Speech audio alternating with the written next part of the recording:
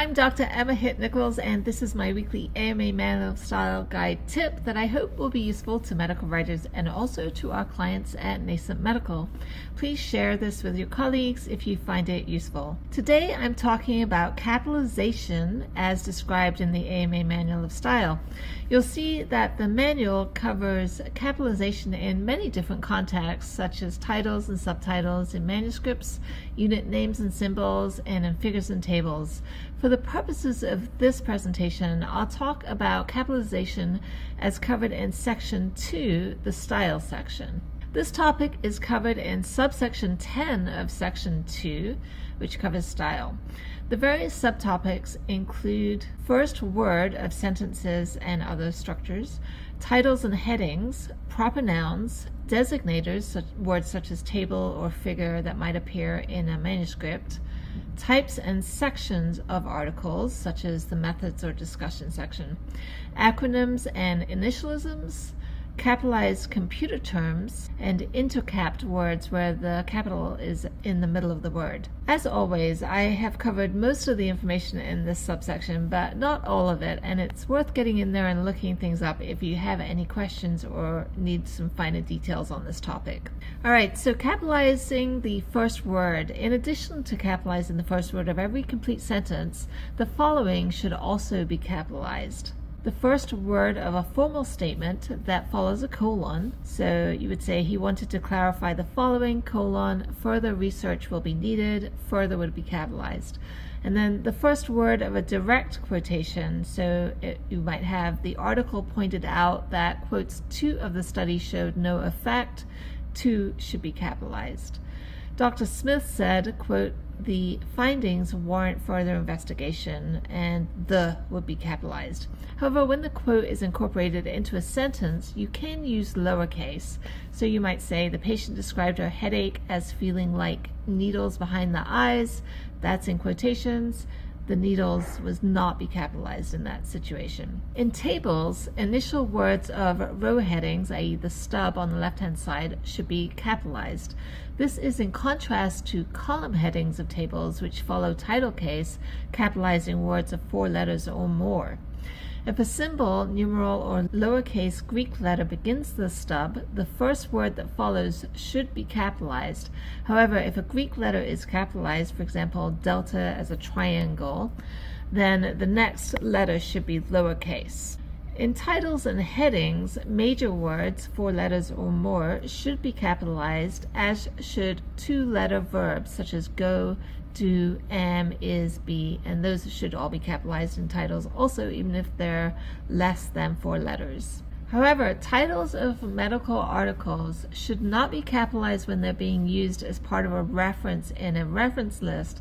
In that setting, you'll have it as first letter or the first word is capitalized. Another rule is that in compound terms for languages other than English, you should capitalize all parts of the expression.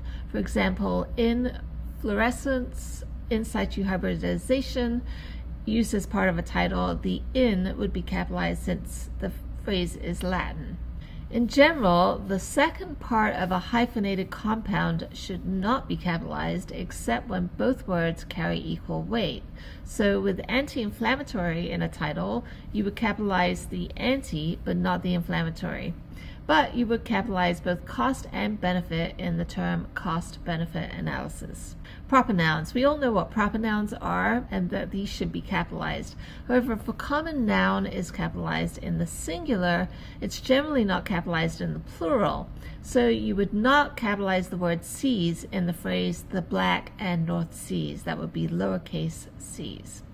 Compass directions are not capitalized unless they're generally accepted terms for regions. So you would say the Far East, that would be capitalized, but he walked east 10 steps would be lowercase. Parkinson's disease uses a capitalized P for Parkinson's because this is an eponym. The disease is named after a real person.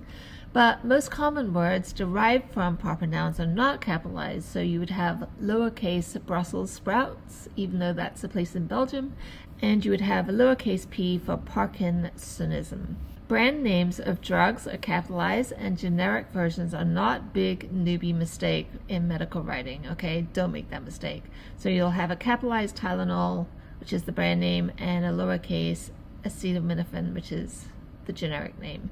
Trade names should be capitalized according to the spelling of the legal trademark. So you would write iPhone, for example, with a P, capital P in the iPhone, and that's an intercap word, and you would keep it that way because that's the trade name.